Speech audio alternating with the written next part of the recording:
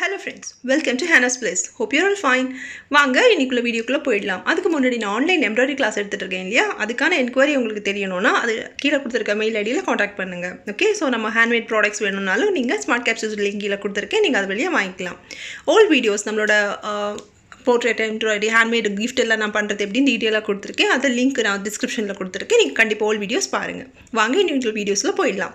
இன்னைக்குள்ள வீடியோ என்னன்னா ஒரு hair embroidery தான். doll embroidery இப்ப ஃபேஷனா இருக்கு இல்லையா? அது எப்படி பண்றதுங்கறத தான் நான் இன்னைக்கு உங்களுக்கு சொல்லி தர போறேன். ஃபர்ஸ்ட் நான் வந்து இதுக்கு என்ன பண்ணியிருக்கேன்னா ஒரு Mermaid ஒன்று இருக்கிறது மாதிரி நான் ஒரு ட்ராயிங் போட்டிருக்கேன். அந்த ட்ராயிங்கை வந்து அப்படியே நான் ட்ரேஸ் பண்ணி கிளாத்தில் எடுத்திருக்கேன். இனி வந்து அந்த ஹேருக்கு வந்து நான் இந்த ஒரு மாதிரி கோல்டன் கலர் வர மாதிரியான காட்டன் த்ரெட் நான் எடுத்துக்கிறேன்.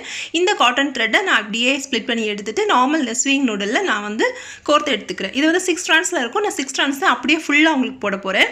இது மாதிரி நான் போட்டுட்டு நான் அதை வச்சு தான் டபுள் ஸ்ட்ராண்டில் எடுக்க போகிறேன். அதாவது நான் கோர்த்ததுக்கு அப்புறமா 2 சைடும் ஸ்டிச் பண்ணி எடுத்து இந்த நாட் போட்டுக்கிறேன். நாட் போட்டுட்டு இப்போ நான் ஹெட் பார்ட் பார்த்தீங்கன்னா ரவுண்டாக வரைய மாட்டேன். எப்போவுமே இந்த டால் ட்ரா பண்ணும்போது நம்ம ரவுண்டாக வரையக்கூடாது, அது ஓவல் ஷேப்பில் இருக்கணும். ஓவல் ஷேப்பில் இருக்கிற மாதிரி ட்ரா பண்ணிவிட்டு இப்போ நான் என்ன பண்ண போகிறேன், ஃபஸ்ட்டு அது வந்து நான் அந்த சாட்டின் ஸ்டிச் போட்டு நான் வந்து கம்ப்ளீட் பண்ணுறேன். முதல்ல ஒரு சாட்டின் ஸ்டிச் போட்டு அந்த ஹேரை நான் கவர் பண்ணுறேன். ஒரு எம்போஸ் லுக்கு கிடைக்கிறதுக்காகத்தான் நான் இந்த மாதிரி பண்ணுறேன். ஜஸ்ட் கவர் பண்ணுறேன் சாட்டின் ஸ்டிச் போட்டு. இப்போ ரைட் டு லெஃப்ட் நான் இந்த மாதிரி ஸ்டிச் பண்ணிக்கிறேன். ஓகேவா? ஸோ இப்போ வந்து என்ன ஆகும்னா எனக்கு ஹேர் நான் இதை சுற்றி தான் நான் அவுட்லைன் பண்ண போகிறேன் ஹேர் ஒர்க்கு. ஸோ அதுக்காக நான் நடுவில் வந்து பிளெயினாக இருக்கக்கூடாதுங்கிறதுக்காக ஐம் கவரிங் திஸ். இந்த சாட்டன் ஸ்டிச் போட்டு நான் இந்த மாதிரி ஃபுல்லாக அந்த ஹெட் பார்ட்டை கவர் பண்ணி முடிச்சிடுறேன். இப்படி கவர் பண்ணதுக்கப்புறமா இது மாதிரி தான் இருக்கும். அதாவது இந்த அவுட்லைனுக்கு உள்ளார தான் நான் பண்ணுறேன், ஜஸ்ட் ஃபில்லிங்காக. இப்போ நான் என்ன பண்ணுறேன், அவுட்லைன் பண்ண போகிறேன். சேமாக நம்ம ஏற்கனவே எடுத்த மாதிரி டபுள் ஸ்டாண்ட்ஸில் அந்த த்ரெட்டை எடுத்து அதாவது ஃபுல்லாக நம்ம 6ம் போட்டு நம்ம நாட் போட்டு தான் எடுத்திருக்கோம். இந்த த்ரெட்டை நம்ம எங்கே வரைக்கும் ஹேர் வேணும், இப்போ ஓப்பன் ஹேர் தான் இது நான் பண்ண போகிறது. ஸோ எங்கே வரைக்கும் ஹேர் வேணுங்கிறத மார்க் பண்ணி வச்சுட்டு அது வரைக்கும் நம்ம அந்த த்ரெட்டை லூஸாக விட்டுட்டு நம்ம எகெயின் பக்கத்துலேயே உள்ளால விடுறோம். ஓகேவா? ஸோ இப்போ நம்ம ஃபஸ்ட்டு த்ரெட்டு அடியிலேருந்து வெளியில் எடுத்துட்டு நம்மளோட ஹைட், அந்த ஹேரோட ஹைட் எவ்வளோ வேணும் நம்ம நோட் பண்ணி வச்சுட்டு அதுக்கப்புறமா பக்கத்துலேயே த்ரெட்டை நம்ம உள்ளே விடுறோம். ஸோ இதை நம்ம கரெக்டாக பண்ணிட்டோம்னா நமக்கு அந்த லெங்க்த்து கிடச்சிரும், ஹைட் ஆஃப் த ஹேர் கிடச்சிரும். ஸோ அதுக்கப்புறமா எகெயின் ரைட் சைடில் எகெயின் என்ன பண்ணுறோம், நம்ம நெக்ஸ்ட்டு இந்த நீடில் வெளியில் எடுக்கிறோம். அப்படியே குத்தி நம்ம வெளியில் எடுத்துட்டு என்ன பண்ணுறோன்னா இப்போ நம்ம ஏற்கனவே 2 வாட்டி த்ரெட்டு நம்ம யூஸ் பண்ணியிருக்கோம் இல்லையா அந்த அவுட்லைனில், அந்த 2 த்ரெட்டையும் அப்படியே கவர் பண்ணி உள்ளால திரும்பவும் அப்படி அது இந்த 2 த்ரெட்டுக்கு மேலேயே நம்ம அந்த நீடில் கொண்டு வந்து அந்த லைனில் அப்படியே ஸ்டிச் பண்ணி எடுத்துரும். இது வந்து ரொம்ப பெரிய கேப் விட்டு பண்ணக்கூடாது, நல்லா இருக்காது, ரொம்ப தெரிஞ்சிரும், அழகாக அந்த கேப்பெல்லாம் தெரிஞ்சிரும். ஸோ இந்த ஹேர் எம்ப்ராய்டரி பண்ணும்போது ரொம்ப நெருக்கமாக பக்கத்தில் தான் நம்ம ஸ்டிச்சஸ் போடணும். ஸோ இந்த மாதிரி இதே நாட்டை தான் நம்ம டோட்டலாக ஃபுல்லாக இந்த அவுட்லைனுக்கு கம்ப்ளீட் பண்ணுவோம். அதாவது ஃபஸ்ட்டு நம்ம த்ரெட்டை நம்ம புல் பண்ணி வெளியில் எடுக்கிறோம். ஓகேவா? இது மாதிரி நம்ம ஃபஸ்ட் வெளியில் எடுக்கணும். வெளியில் எடுத்துட்டு திரும்பவும் அந்த ஹைட் எவ்வளோ அந்த த்ரெட்டு வருதோ அந்த அளவுக்கு நம்ம ஹைட்டு அந்த த்ரெட்டை விட்டுட்டு திரும்பவும் எகெயின் பக்கத்துலேயே அந்த நீடில் புல் பண்ணி அந்த லெவல் நம்ம பார்த்துட்டோம் இல்லையா, இனி அது பக்கத்துலேயே நம்ம உள்ளே விடணும். உள்ளே விட்டுட்டு ஃபுல்லாக உள்ளே விட்டுறக்கூடாது, அந்த ஹைட்டு நம்ம லெவல் பார்த்துருக்கோம் இல்லையா, ஸோ அந்த ஹைட்டை நம்ம அட்ஜஸ்ட் பண்ணி அந்த த்ரெட்டு நம்ம எந்த த்ரெட்டு நம்ம ஒர்க்கிங் த்ரெட்டாக இருக்குதோ யூஸ் பண்ணிகிட்ருக்கோமோ அந்த த்ரெட்டை நம்ம ஒரு ஃபிங்கர் வச்சு பிடிச்சிக்கணும், அது உள்ளே போயிடக்கூடாது.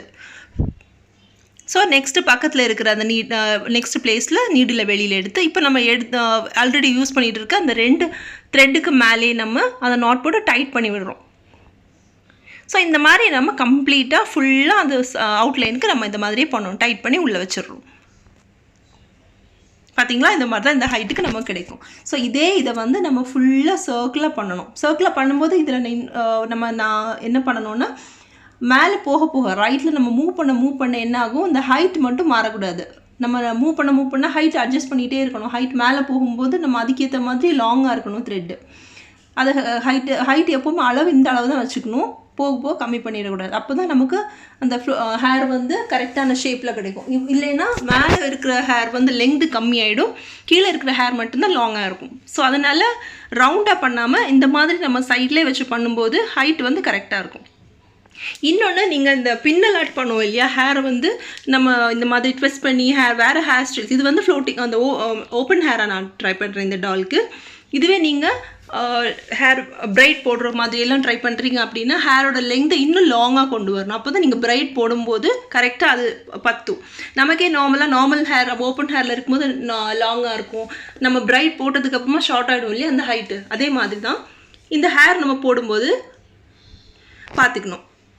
ஃபஸ்ட்டு நமக்கு எவ்வளோ ஹைட் வேணுமோ அது பிரைடு போடும்போதுன்னா நம்ம லாங்காக போட்டுட்டு அதுக்கப்புறமா தான் நம்ம பின்னும்போது ஷார்ட்டாக வரும். இல்லை ஓப்பன் ஹேர்னால் நம்ம டிசைர்டு ஹைட்டை அப்படியே வச்சுக்கலாம். இப்போ நான் இதே ஒர்க்கை அப்படியே ஃபுல்லாக அந்த சர்க்கிளுக்கு கம்ப்ளீட் பண்ணி முடிக்க போகிறேன். முடிச்சுட்டு நான் உங்களுக்கு காட்டுறேன். இது மாதிரி தான் இருக்கும். நமக்கு ஃபுல்லாக அந்த டாப்லேருந்து கீழே வரைக்கும் எல்லா ஹேரும் நம்ம இந்த சர்க்கிள் அந்த அவுட்லைனில் நம்ம இதே நாட் போட்டு அதாவது 2 டைம்ஸ் த்ரெட்டை வெளியில் எடுக்கிறோம், அப்புறம் அதை நாட் போடுறோம், திரும்ப 2 டைம்ஸ் எடுக்கிறோம், நாட் போடுறோம். இப்படி தான் இருக்கும். நான் சொன்ன மாதிரி மேலே ஹெட் பார்ட்டோட டாப் பார்ட்லேயும் நம்ம அதே லெங்த் எடுக்கிறோம். அப்போ தான் ஈக்குவலாக வரும்.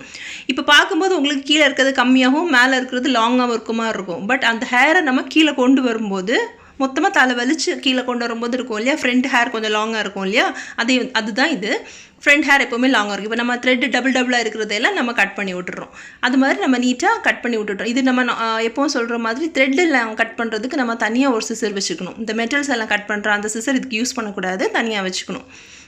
ஓகேவா? ஸோ இது எப்போவுமே ரெகுலராக எம்ப்ராய்டரி ஒர்க் பண்ணுறவங்களுக்கு தெரியும். அப்போ தான் அது வந்து நமக்கு யூஸ்ஃபுல்லாக இருக்கும். சீக்கிரமாக நாஸ் ஆகிடாது சிசர்ஸ்.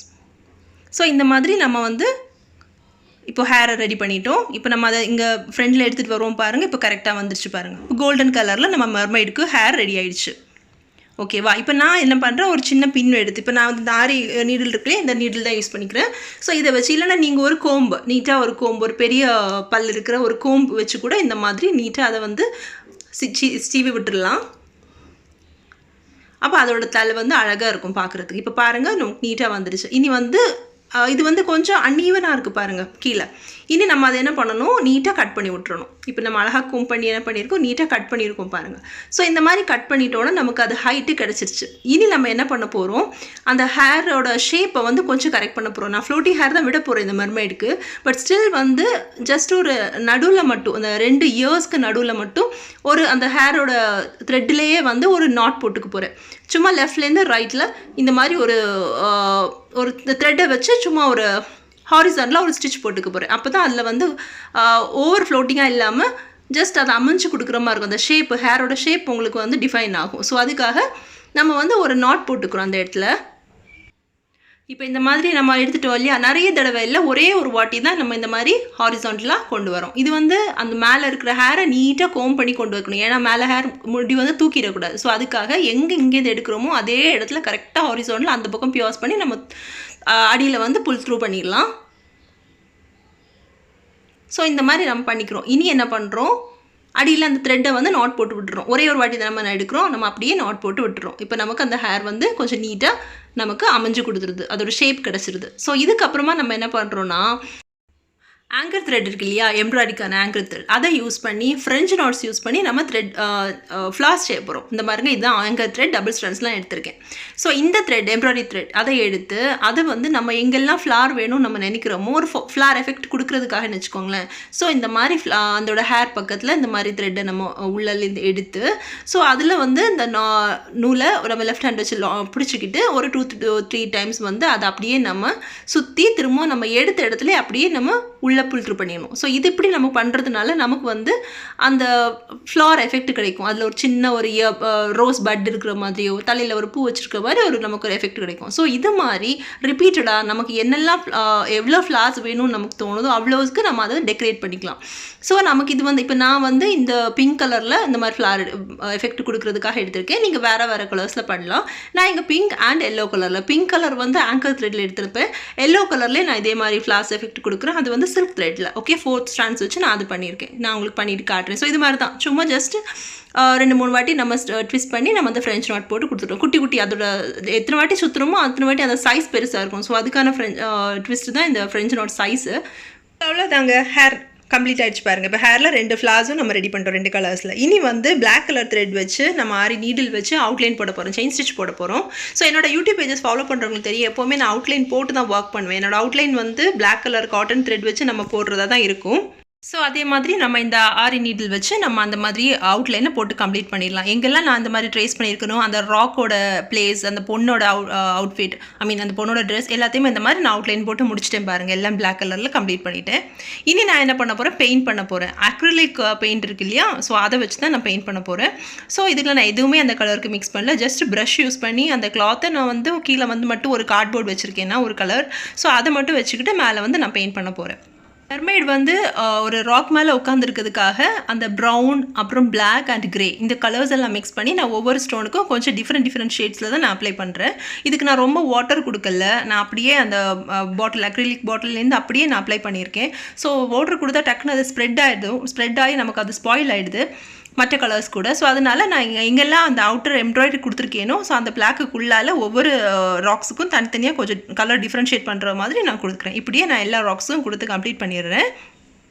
பார்த்தீங்களா, இந்த மாதிரி ஒவ்வொரு ராக்ஸும் கலர் டிஃப்ரென்ஷியேட் பண்ணியிருக்கேன் பாருங்கள். ஸோ இந்த மாதிரி நீங்களும் வேறு கலர்ஸில் ட்ரை பண்ணலாம், கிரேட் ப்ளூ அப்படிலாம். ஸோ இப்போ நான் வந்து அதை வந்து ஒரு சீல் எஃபெக்ட் மாதிரி வர மாதிரி நான் பேக்ரவுண்ட் ப்ளூ கலரில் கொடுத்துருக்கேன். இனி மேலே வந்து இந்த மாதிரி ட்ரீஸ் அண்ட் கொஞ்சம் க்ரீன் கலர் மிக்ஸ் பண்ணுற மாதிரி கொடுத்துருக்கேன். ஸோ இந்த மாதிரி நான் மிக்ஸ் பண்ணி கலர்ஸ் கொடுத்துட்டு அந்த பொண்ணு கையில் இருக்கிற அந்த இன்ஸ்ட்ருமெண்ட்டுக்கும் நான் டிஃப்ரென்ஷியேட் பண்ணி வேறு கலர்ஸ் கொடுத்துருக்கேன். சரி ஒர்க் பண்ணி அந்த இன்ஸ்ட்ருமெண்ட் இருக்கு இல்லையா, அதை நான் கம்ப்ளீட் பண்ணிட்டே பாருங்கள். ஸோ இதுதாங்க ஃபைனல் லுக். உங்களுக்கு பிடிச்சிருக்கா? இது பிடிச்சிருந்ததுன்னா கண்டிப்பாக லைக் பண்ணுங்கள். அதே மாதிரி நீங்கள் புதுசாக அந்த சேனலுக்கு வந்திருக்கீங்கன்னா சப்ஸ்கிரைப் பண்ண மறக்காதீங்க. எம்ப்ராய்டரி பிடிச்சவங்க ஃப்ரெண்ட்ஸ் கூட இந்த ஒர்க்கை ஷேர் பண்ண மறக்காதீங்க. இந்த மாதிரி ஹேண்ட்மேட் ப்ராடக்ட்ஸ் உங்களுக்கு வேணும்னா கீழே நான் ஸ்மார்ட் கேப்சர்ஸோட லிங்க் கொடுக்குறேன். அது வழியாக நீங்கள் எனக்கு ஆர்டர் பண்ணுங்கள், கண்டிப்பாக உங்களுக்கு நான் தரேன். Again, don't forget to subscribe. Thank you for watching this video. இன்னொரு நல்ல வீடியோவில் உங்களை soon வந்து மீட் பண்ணுறேன். அது வரைக்கும் டேக் கேர், பை பாய்.